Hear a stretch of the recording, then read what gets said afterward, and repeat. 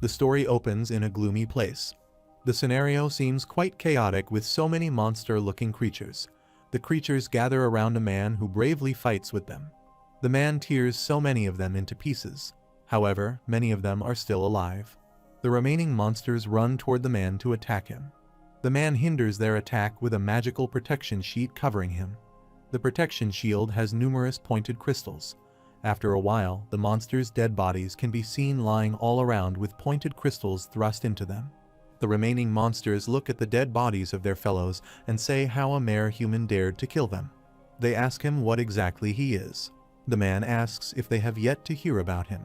The man says he is the apostle of justice who fights against the horde of evil that brings disorder to the world. The man folds his arms before him and says this is the world's most muscular 9-star mage, Lucas Trauman. The monsters say how a measly human like him dares to fight against them. Lucas Trauman says this is an outdated mindset. He says when someone like him achieves everything that he wants to accomplish, he starts wanting to help out the world. He says it is called volunteering. The monsters laugh and say, oh, a pretty human like him wants to win against them. Lucas Trauman jumps into the air, creates a magical aura above his head, and holds it with his hand. He says that is right. He adds this is what he wants to do. He asks the monsters if it is wrong to think like this. Meanwhile, he aims his hand at the monsters and attacks them with heavy flames of fire. Heavy fire and clouds of smoke can be seen around. He knocks down the monsters and says the humans are not as weak as they think. Meanwhile, someone says that Lucas Trauman's ego is quite extreme. Lucas Trauman feels sharp light and wind that pushes him. He covers his eyes and tries to get stabilized. He asks who is there and what it is. The opponent replies that they are the law of the world. The man dressed in a long gown says that they are the ones who control the chaos of the world. The person who arrives seems gigantic in comparison to Lucas Trauman. Lucas Trauman calls him a demigod. Only darkness is in place of his face with a circle of yellow light. He says he is the one existence humans applaud and praise as God. Lucas Trauman raises his finger toward him and says he never applauds nor praises his existence. The demigod says his actions that have disturbed long-established law and order will not be tolerated anymore. Lucas Trauman ridicules the words of the demigod and says what order and law. He asks the demigod not to make him laugh. He asks the demigod if a world with those would be in a state like this. The demigod says that his skills have surpassed the level of human beings. The demigod adds that in the end, a human is simply a human anyway. The demigod brings his hand close to him. There is an eye on his hand that seems angry. He holds Lucas Trauman in his hand. He tightens his grip on him. The armor of Lucas Trauman breaks into pieces. Several small hands stem out of the gigantic hand of the demigod. The little hands grip the face of Lucas Trauman harshly. Lucas Trauman tries to say something, but the demigod does not allow him to do so. The demigod says the sin of opposing the god of the sun is not permitted to human beings. The gigantic hand raises toward a big hole. Lucas Trauman shouts and tries to free himself, but in vain. The demigod says disobeying God is a deadly sin. The demigod says when he bathes in the absolute darkness of abyss, he shall doubt endlessly. He says he will doubt and doubt and doubt again. He says eventually he will question his existence. The demigod asks him to return to the void and suffer eternal suffering. The demigod says he will regret his existence. Several hands cover Lucas Trauman, and he looks perplexed. The god says his punishment befalls those who defy him. The scene shifts to the present day's world. A boy gets slammed on a wall badly. 3 boys dressed in a uniform stand before him. The fat one seems to have kicked the boy, as his leg is still in that position. The boy with blonde hair asks if he thinks that they are beggars. He asks the boy why he walks around them with such little money. The boy adds that he pity the empty pockets of the reputable Bleak House's 3rd son. The wounded boy signs in pain. The blonde-haired boy says, well, what is the point of being the 3rd son of the Bleak House? Unlike his brothers, the boy adds that he is just a talentless trash. Then he grabs him by the hair and says he likes him the way he is. The boy says no matter how much he may get insulted for being the shitty disgrace of a famous family or the worst student of the academy, he will not die. The wounded boy looks at the blonde-haired boy with tears in his eyes. The blonde-haired boy says he would have kicked the bucket ages ago if he were in his place. The wounded boy cries. The fat boy standing beside him says he is such an asshole. The blonde-haired boy again slams the bot in the wall and says what he likes the most about him is that he does not get sick by beating him again and again. He adds it is just perfect for him. Then he sits on him and beats him badly. He catches him by the hair and throws him toward the fat boy. The fat boy hits him in the ribs. The boy falls to the ground. Both of the boys keep beating him with their feet. They kick him again and again. The boy cries in pain and begs them to stop beating him. The blonde-haired boy puts his foot on his head and asks him to remember the practical magic classroom tomorrow afternoon. He says the boy is paired with him. He asks him not to worry about that. He tells him that he will be gentle with him. Then he laughs and says he knows he is so nice. The blonde-haired boy aggressively looks at him and says he will make tomorrow a day that he will never forget till his death. He hits the boy's head with his foot. He says after tomorrow he will not be able to walk properly. The boys bully the boy, beat him cruelly, and leave him in a miserable condition. One of them asks him not to wander about and go home early. The blonde-haired boy says he needs to have a good sleep so that he can make their day fun tomorrow. He says he loves the sensation when he beats him. He says he feels amazing after beating him. Then he laughs at his comments. The wounded boy lies on the floor. He signs in pain. He seems unable to move from his place. In this state, he says he wants to become stronger. The scene shifts back to Lucas Trauman, who is still in the grip of the gigantic hand of the god. He feels that he heard something. Then he thinks it must be his hallucination. In the grip of several hands, he says this is the time that he lost his mind. He is in the grip of several hands in the posture of Jesus Christ. He asks himself how long he has been in this position, a few hundred years or maybe a few thousand years.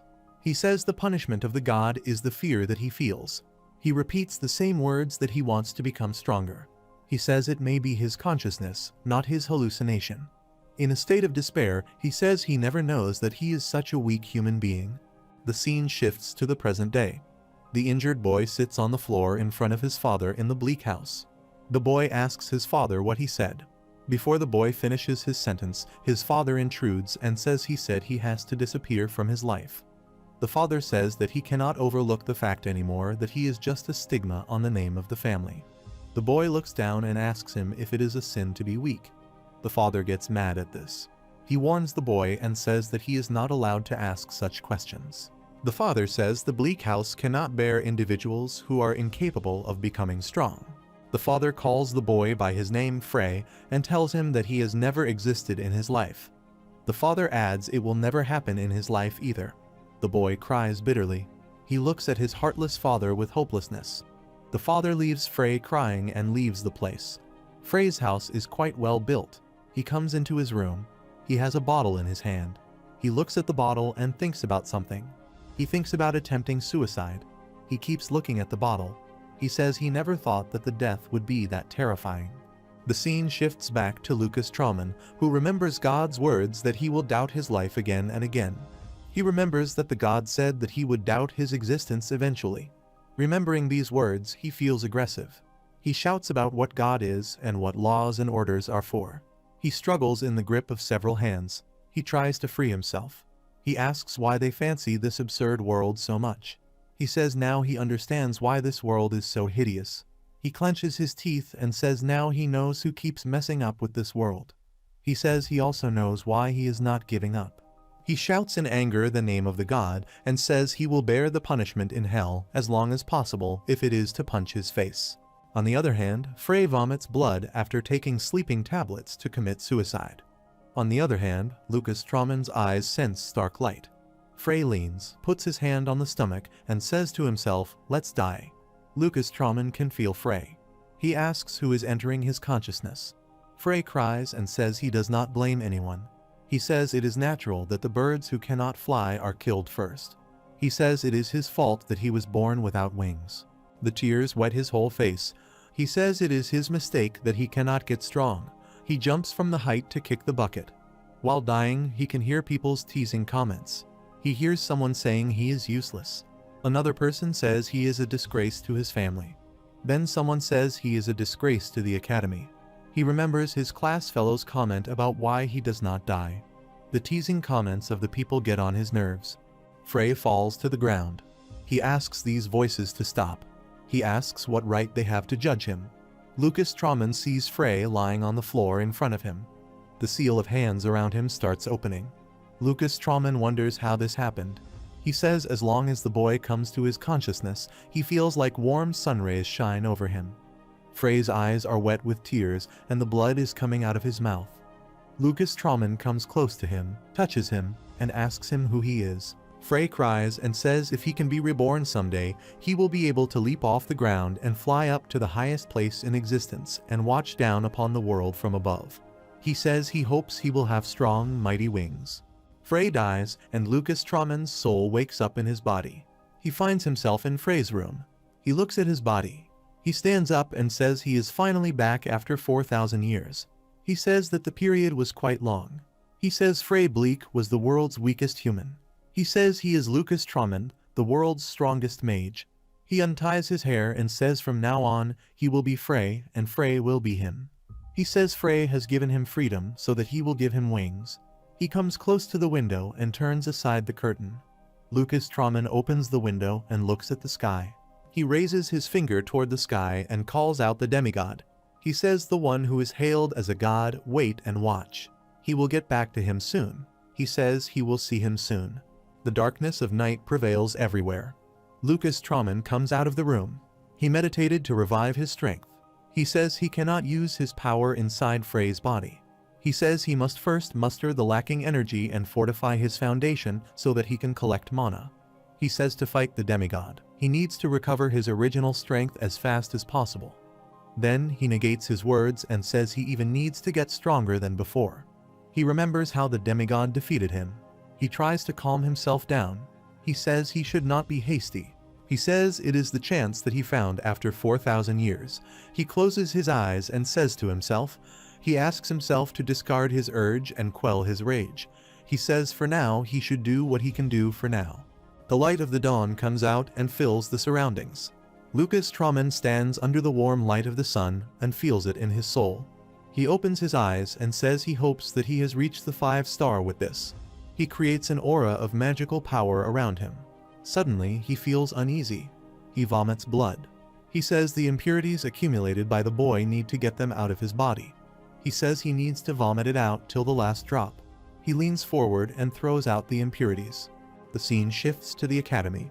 Jack asks David why he came too early this morning. He says hi to Jack and says he is so excited for today. He adds he cannot wait to destroy Frey. Jack asks him to be a little nice to Frey and asks him not to beat a fragile boy like him so much. David says if it is so, then why did he beat him hard yesterday? Jack tells David that he saw Frey at the infirmary yesterday. He further tells him that Frey had so many sleeping pills with him when he ran away.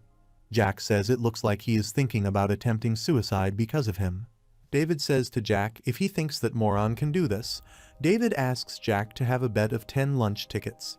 On the other hand, Lucas Trauman keeps vomiting to take all the impurities out of the body. He says how much he needs to vomit. There was so much blood on the ground in front of him.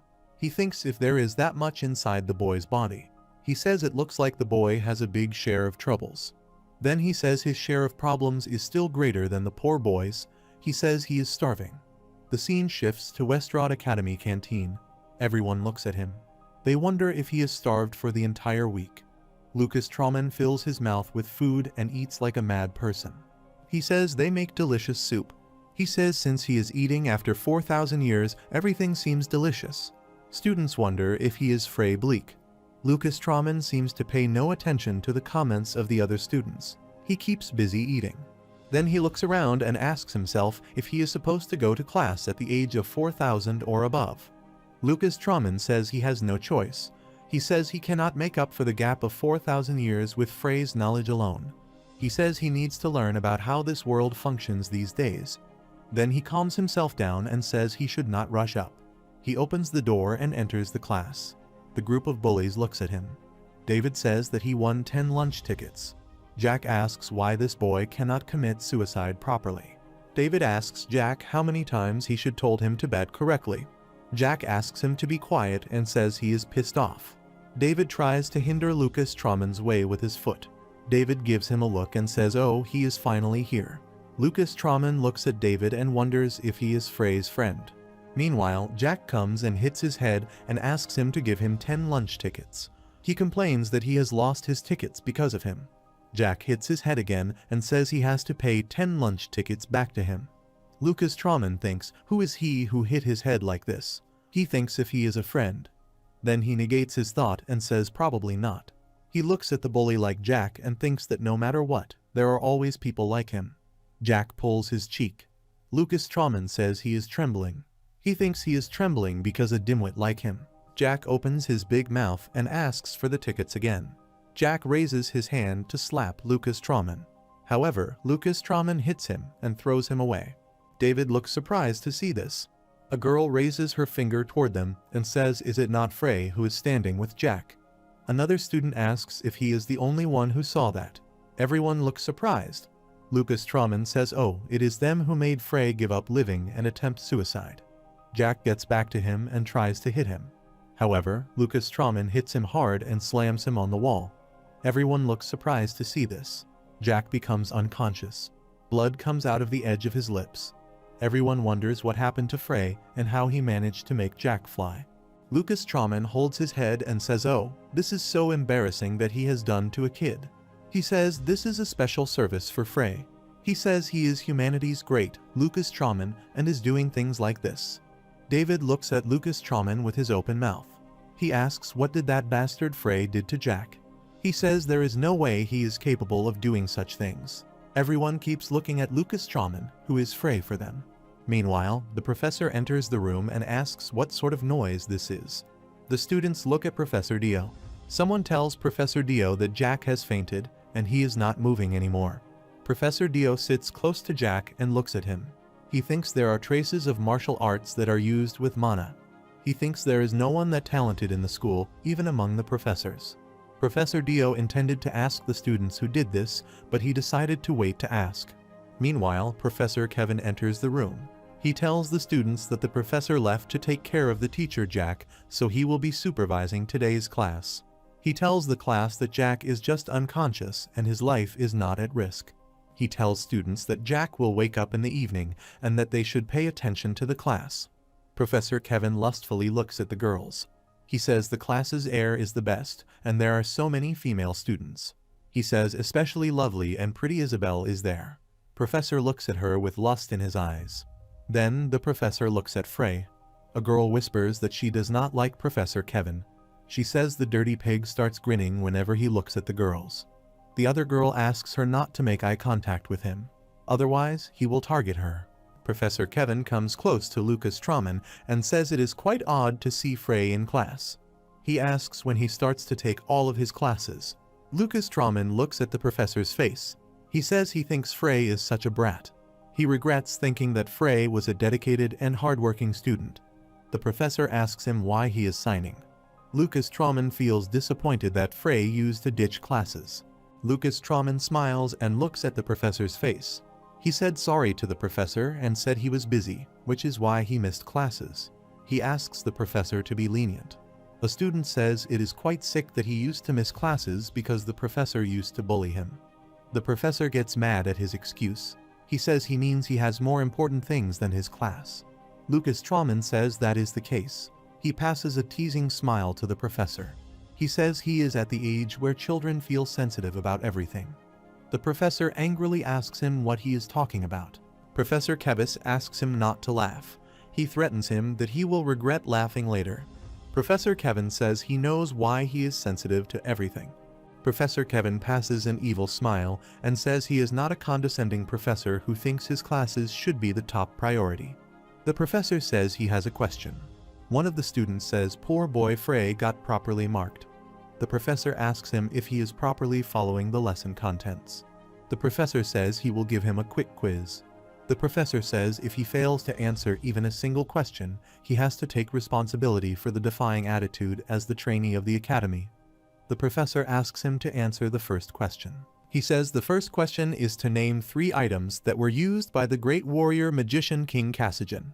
Lucas Trauman looks surprised and asks the professor what he just asked. He confirms if he said King Cassijan. The professor's question makes him go to the memories of 1400 years ago. He reminds when he met King Cassijan at the height of the mountain. He remembers the well-built, strong body of King Kassajan. He remembers how fabulous a fighter he was. It was just a piece of cake for him to destroy the top of a mountain. Back in time, he asked King Kassajan to moderate his attacks, otherwise he would destroy all the mountains. He asked him if he would look after all the animals after they lost their homes. King Kassajan says it's been a long time. They come to the house of King Kassajan. He sits there and asks his friend if he will keep practicing when his friend comes to meet him after so long. King Kassajan asks him to drink tea that he has prepared for him. He takes a cup of tea and asks his friend how he will get married if he keeps practicing all the time. King Kassajan says to him that he does not know the hearts of women either. Lucas Trauman replies there is nothing wrong with him. King Kassajan says love and affection are evil thoughts that perturb composure. He holds Lucas Trauman by his shoulders and says those who cannot tame their desires cannot stand. Lucas Trauman says he got his point. He says he has heard it many times. Lucas Trauman asks King Kassajan to stay away. King Kassajan says a martial artist must see women like mere rocks. Lucas Trauman thinks that magicians are different from martial artists. Lucas Trauman says to King Kassajan that he would not mind rocks as long as they are pretty. King Kassajan asks him to drink tea. Lucas Trauman comes back to the present day. He slams the table with his hand and says, "Oh, Kassajan has succeeded as a great warrior." He says his musclehead friend could not do anything other than train and finally became famous, even after 4,000 years. The professor asks him what is wrong with him. He asks if he cannot answer the question. David says he must have gone mad. Isabel thinks about how they can answer something that is not mentioned in the records. She says the pervert has gone crazy and wants to show off his knowledge. Isabel stands up and addresses the professor. She asks the professor to excuse her and says she thinks that question is irrelevant. She says the question is not related to the subject of history of magecraft that they have seen in the class. The students look at Isabel and think why she is acting like this. Lucas Trauman looks at her and says despite her appearance, he talks like a soldier. The professor calls Isabel in anger. She says King Kassajan was a martial artist. She adds he only used mana to enhance his physical power. She says therefore they cannot call King Kassajan a magician. The professor comes upstairs and says that according to her, King Kassajan is not a magician. The professor brings his face close to Isabel and asks if she is insulting all the practitioners who are learning magic warrior techniques. She says she believes that it is a wrong interpretation. Lucas Trauman remembers how once King Kassajan got aggressive to hear the word magician for him. He said that he is a martial artist, not a magician. He reminds him, saying that it is insulting for him to be called a magician. Lucas Trauman thinks when he called him a magician, he was ready to fight him till death. And now, in today's world, people remind him of a magician. Lucas Trauman thinks this is so funny. The professor looks at Isabel with a male gaze and says it looks like an interesting debate. The professor holds Isabel by her shoulders and asks if she would like to have a debate with him in the laboratory alone. Isabel frees herself from his grip and asks him to stop. The professor says he never thinks that she is such a disrespectful student. The professor says if she is so confident about her knowledge, then why not answer the question of what the 3 items that are used by the magician King Kassajan are. Lucas Trauman answers the items used by King Kassajan are the Tinger King's glove, the giant's best, and the Gale necklace. The professor looks at him. Lucas Trauman folds his hand behind his neck and says King Kassajan was a minimalist. These were the only things that he used. Lucas Trauman's confidence is something unbelievable for everyone. Lucas Trauman asks Professor Kevin if he is wrong. The professor says he is right. Lucas Trauman jumps on the chair and says there is no way that he is wrong. One of the students says Frey's behavior is a bit odd today. Another student says Frey is very weird. The professor comes back to Isabel and says he thinks she lacks respect and manners. The professor holds her hand and pulls her. He asks her to follow him to his laboratory immediately. Isabel feels frightened. Tears come in her eyes. Lucas Trauman notices the improper behavior of the professor. He asks the professor if he knows what the great warrior King Kassajan used to say all the time. Lucas Trauman says King Kassajan used to say that love and affection are evil thoughts that can perturb a martial artist's composure. Everyone looks at him with expressions of awe. Lucas Trauman continues and says King Kassajan also used to say that a martial artist should see women as mere rocks. He adds that according to King Masajin, those who cannot control their desires are not able to stand at their feet and will degrade into lowly beasts. The professor asks him what he is trying to say. Lucas Trauman says nothing, he was repeating it. He says he thinks King Kasajin may be wrong to say that by seeing him standing perfectly on his feet. Lucas Trauman surprises everyone with his words. The professor feels insulted. The professor asks if he has lost his mind after answering a question. The professor says he will see how long he can keep up with this attitude. The professor says, as he said earlier, if he fails to answer even one question, he will take responsibility for the trainee of the academy. Lucas Trauman asks Professor Kevin to ask the next question. Lucas Trauman answers all the questions and leaves everyone shocked, including Professor Kevin. Professor Kevin clenches his teeth to see Frey answering all the questions correctly. That seems a miracle for everyone. The professor finally comes to his senses and asks if he has answered all the questions correctly. He says how it is possible. The professor says that he also answered the questions about the light age that most of the professors need to learn. He thinks he is Frey Blake, the weakest trainee in the academy. Lucas Trauman joins his hands and says it is lunchtime now. He asks the professor if he still wants to ask more questions.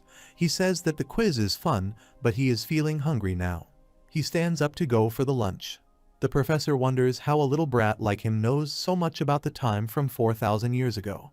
The professor feels insulted. He clenches his teeth and says the class has ended.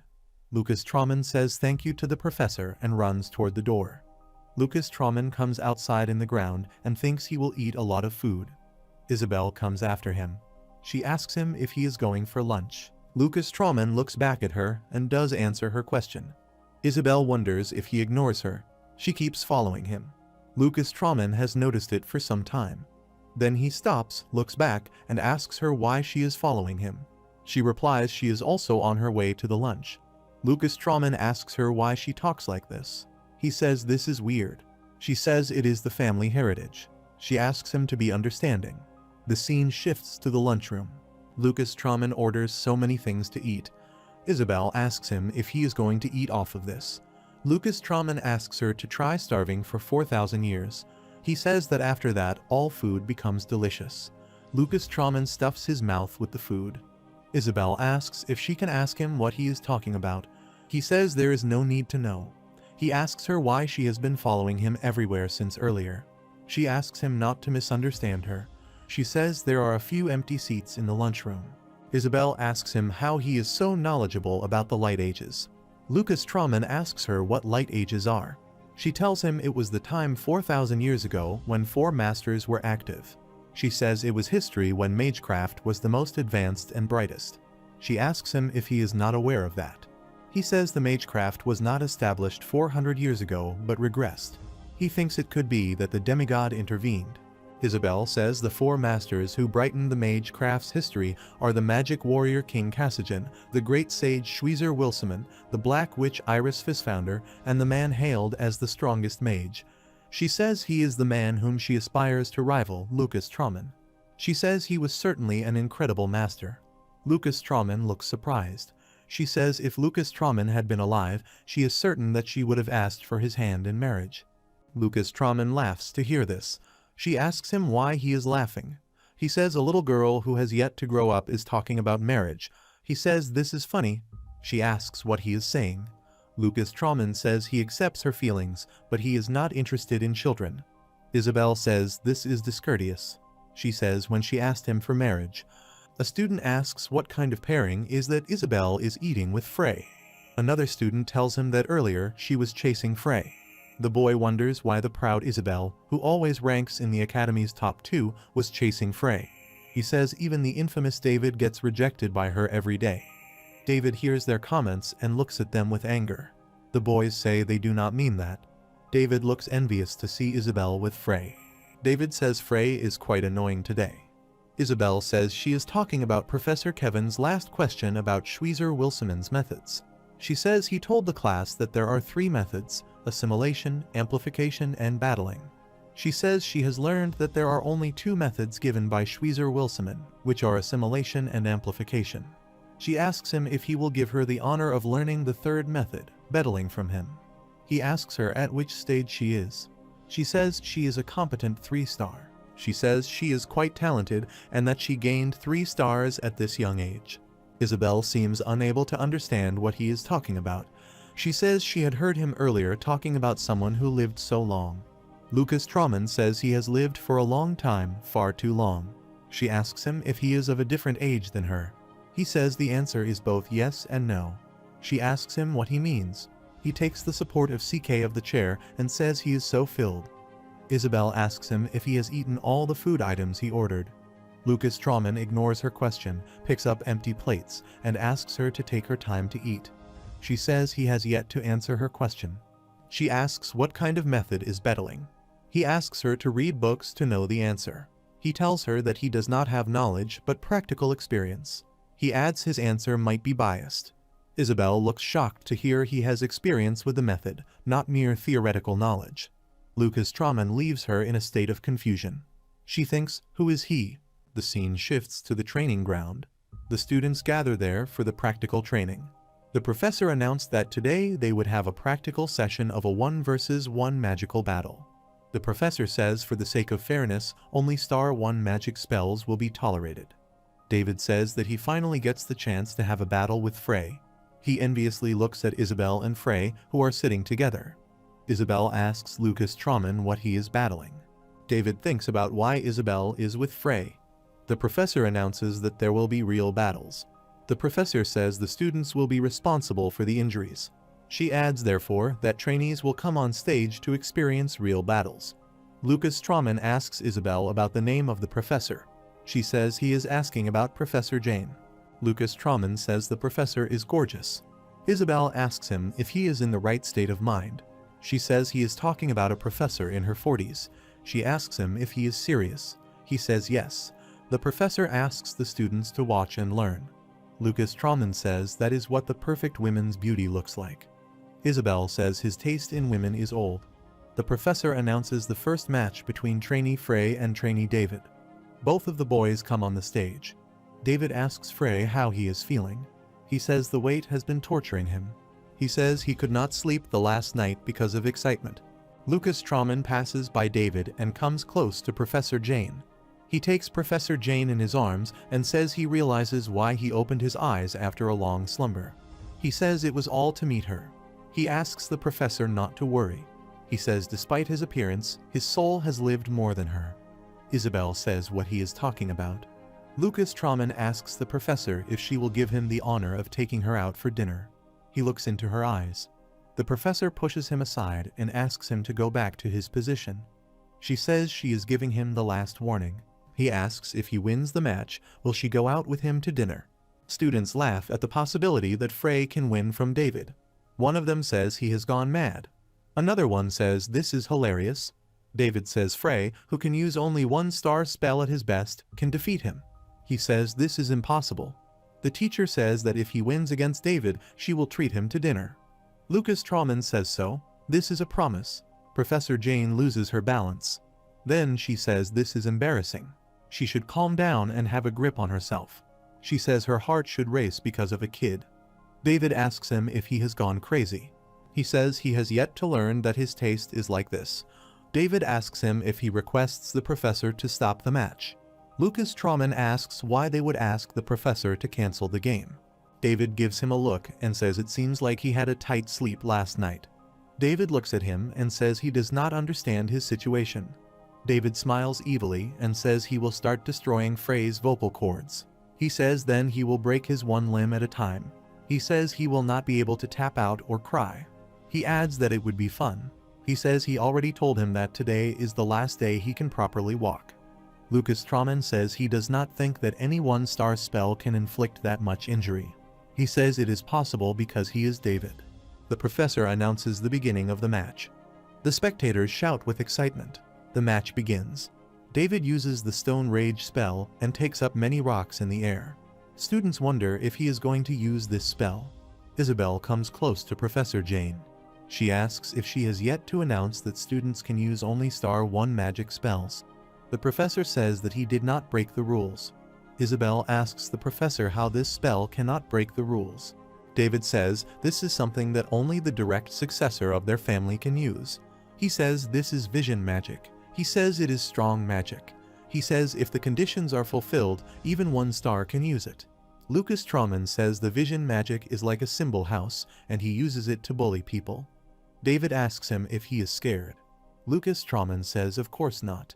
Lucas Trauman opens his hand and forms a magic missile. The spectators look at the match with full attention. Lucas Trauman looks at the magic missile and says this is a good glow. David laughs madly at him. He asks if he will deal with rock rage with a magic missile.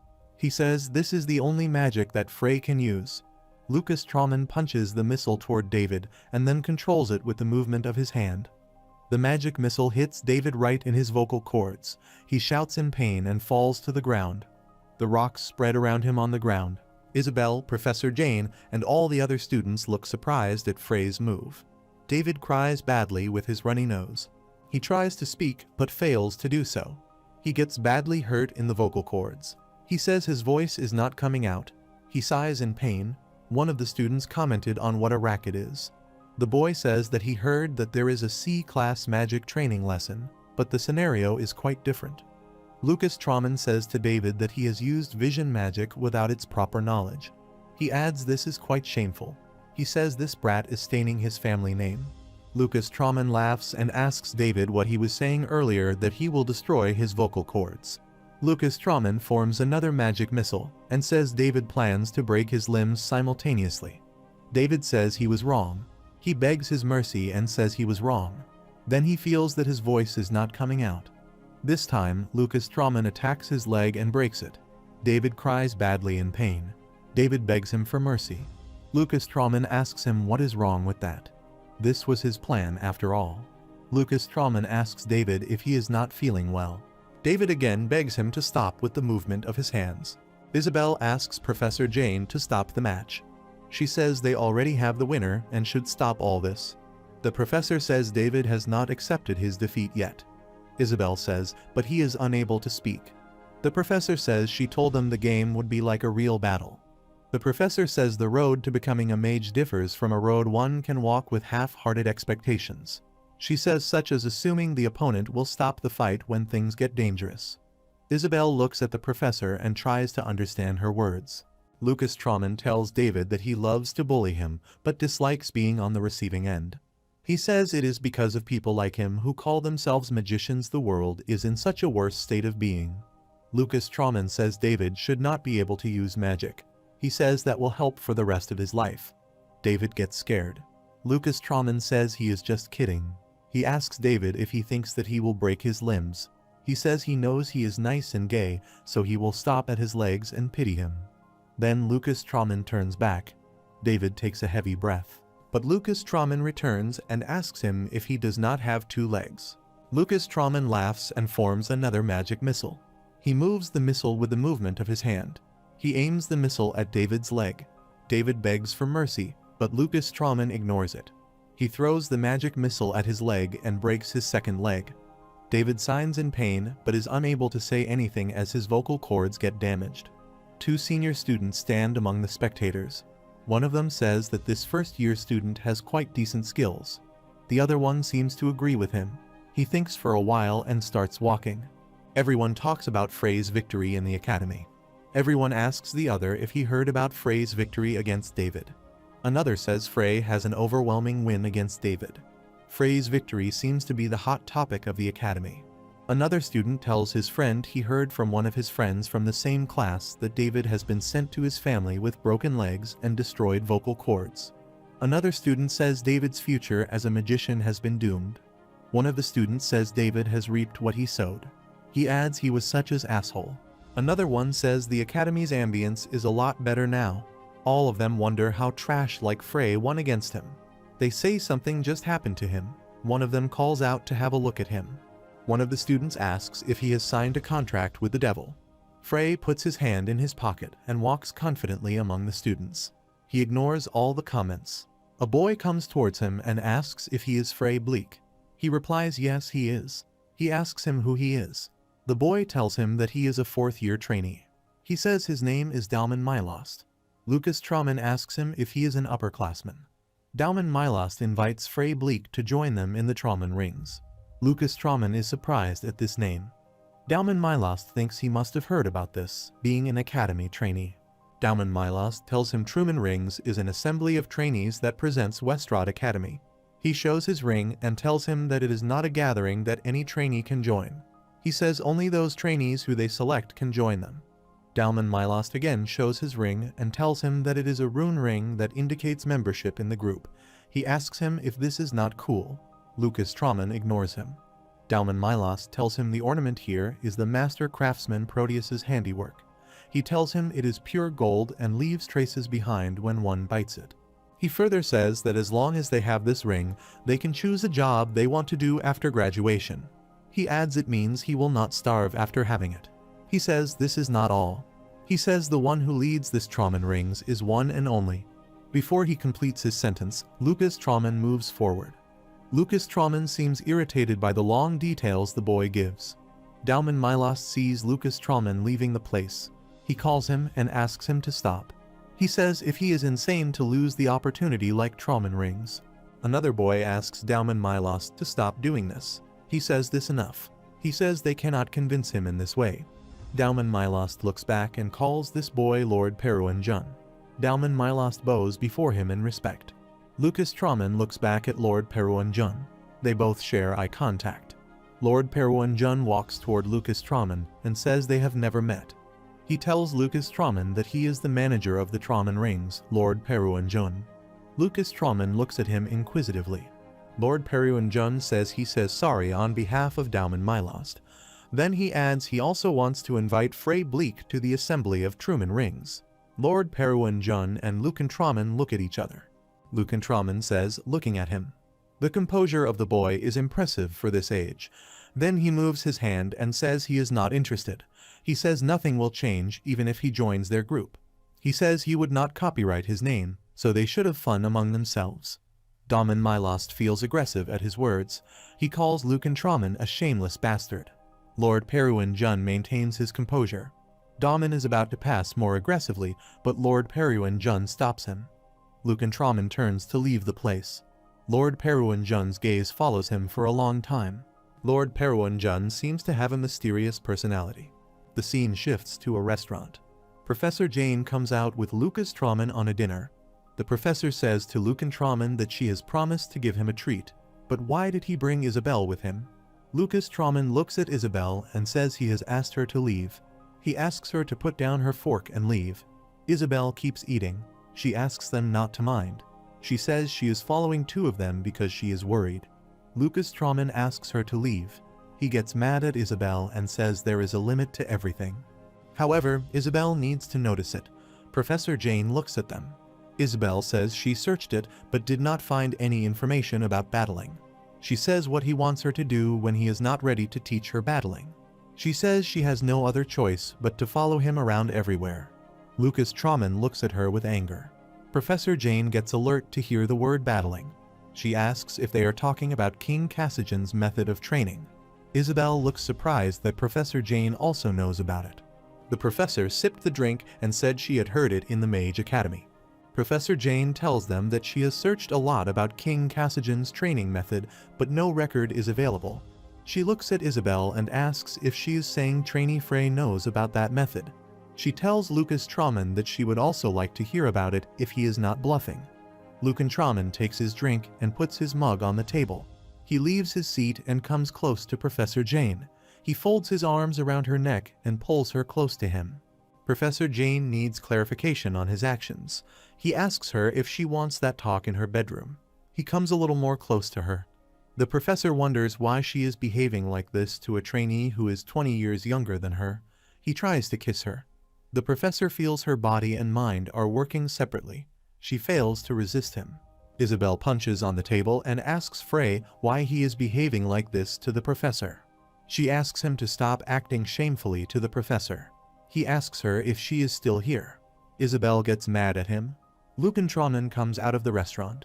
He stands by a railing and looks into the darkness. He seems absorbed in a deep thought.